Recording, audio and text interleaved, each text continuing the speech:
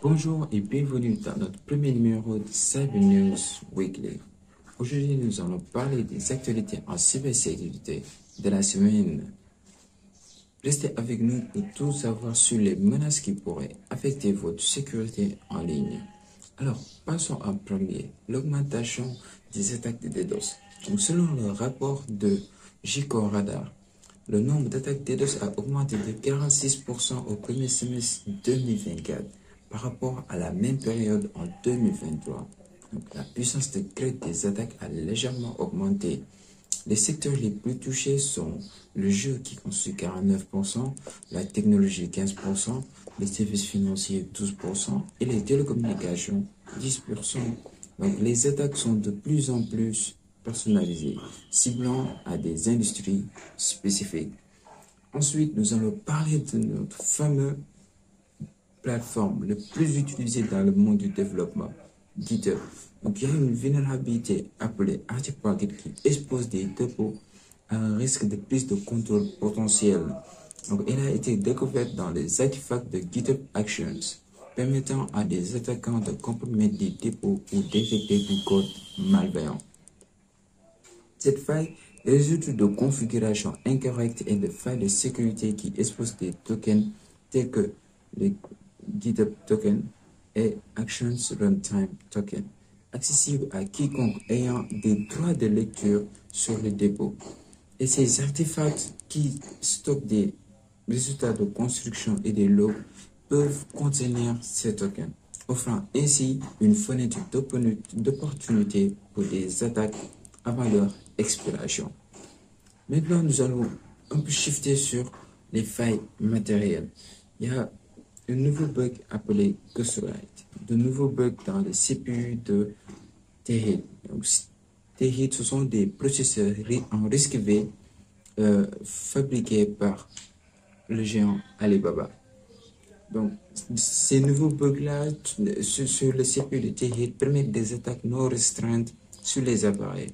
Cette faille intégrée directement dans le matériel permet à des attaquants non privilégiés de lire et d'écrire dans n'importe quelle partie de la mémoire de l'ordinateur.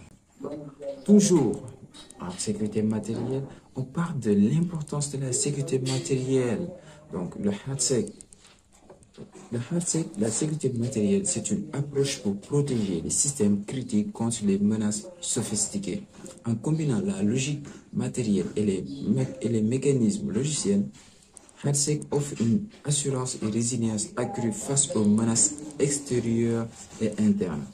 Avec la recrudescence des attaques avancées contre les appliances de sécurité logicielle, HARDSEC devient un élément clé des stratégies de cybersécurité. De plus en plus d'organismes gouvernementaux et réglementations exigent sa mise en œuvre, comme l'initiative de Razorbar du département de la défense américaine. Et toujours dans la sécurité matérielle, on parle des failles dans les haut-parleurs de Sonos. Donc, ces failles pourraient permettre à des hackers d'écouter les utilisateurs à distance. La faille identifiée sous le code CVE 2023 50809 peuvent être exploitées par un attaquant à proximité, permettant d'exécuter du code à distance et de prendre le contrôle de l'appareil. Cela pourrait inclure l'enregistrement de audio et l'exfiltration des données vers un serveur. Donc, Sonos a publié des correctifs en réponse à ces vulnérabilités, mais des détails techniques sur les méthodes d'exploitation ont été révélés lors de la conférence de Black Hat USA 2024. Maintenant, passons à Azure, Microsoft Azure. Donc ici, on a trouvé des chercheurs en cybersécurité ont découvert des vulnérabilités critiques dans le service Azure Health Bot de Microsoft qui pourraient permettre à des acteurs malveillants d'accéder à des données sensibles des patients. Ces failles liées à des problèmes d'élévation de privilèges ont été identifiées dans le mécanisme de Data Connections, permettant au bot de se connecter à des sources de données externes. En exploitant des redirections HTTP, les chercheurs ont pu contourner des protections et obtenir des jetons d'accès pour interagir avec des ressources internes. Le OpenSSH sur FreeBSD. Une mise à jour urgente a été publiée pour une vulnérabilité de haute sévérité dans OpenSSH, identifiée comme le CVE 2024-75-89, qui pourrait permettre à des attaquants d'exécuter du code arbitraire à distance avec des privilèges élevés.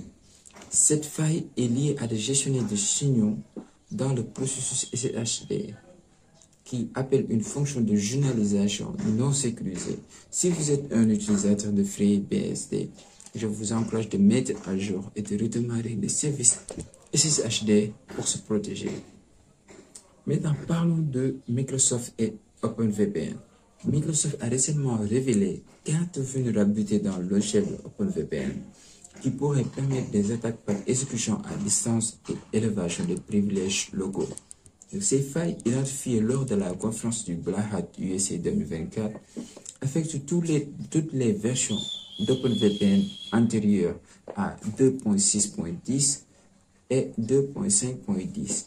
Donc, ces vulnérabilités incluent des problèmes d'accès non autorisé et de débordement de tampons qui permettent aux attaquants de prendre le contrôle des systèmes ciblés après avoir obtenu des informations d'identification d'un utilisateur. Toujours dans Microsoft a aussi révélé une faille critique de type 0D dans Office. Si elle est exploitée avec succès, elle pourrait permettre la divulgation non autorisée d'informations sensibles à des acteurs malveillants. La vulnérabilité identifiée comme le CVE 2024-38200 est une faille de type spoofing qui affecte plusieurs versions d'Office. Microsoft Office 2016, Microsoft Office LTS 2021, Microsoft 365 Apps for Enterprise, Microsoft Office 2019. Et toujours sur Microsoft a publié des mises à jour de sécurité pour corriger 90 vulnérabilités, dont 10 sont des failles critiques de type 0D, 6 étant déjà exploitées par des hackers. Parmi les vulnérabilités corrigées, certaines permettent l'exécution à distance et l'élévation de privilèges. Les failles les plus critiques incluent des vulnérabilités dans Microsoft Project et le moteur de script Windows. Maintenant, nous allons parler d'une bibliothèque PyPy malveillante. Une nouvelle bibliothèque malveillante sur PyPy, prétendant être une bibliothèque de Solana, a été découverte. Cette bibliothèque a pour but de voler les clés de portefeuille blockchain des utilisateurs. En se faisant passer pour une ressource légitime, elle cible les développeurs et les utilisateurs de Solana, compromettant ainsi la sécurité de leurs actifs numériques. D'où l'importance de vérifier l'authenticité des bibliothèques avant de les utiliser. En dernier lieu, nous allons parler de la CISA, l'Agence de la cybersécurité et la sécurité des infrastructures des États-Unis. Donc, la CISA a averti que des hackers exploitent la fonctionnalité héritée Cisco Smart Install pour accéder à des données sensibles. Donc, cette vulnérabilité permet aux attaquants d'exfiltrer des fichiers de configuration système en utilisant des protocoles disponibles sur les appareils.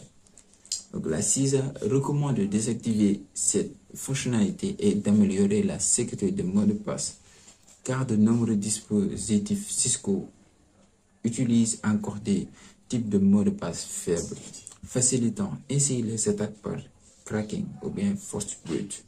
L'agence préconise l'utilisation des mots de passe de type 8 pour la meilleure protection. Les mots de passe de type 8 sont caractérisés par un algorithme de hachage qui est caractérisé par une fonction de dérivation de clés basée sur le mot de passe la version 2 avec le SHA-256. Donc on y ajoute un saut de 80 bits pour ajouter une couche de sécurité et 20 000 itérations, ce qui rend le mot de passe plus résilient aux attaques par force brute. Donc, merci de nous avoir rejoints pour cette édition de Cyber News Weekly. N'oubliez pas de vous abonner pour rien manquer des dernières tendances en cybersécurité. Stay secure, be great.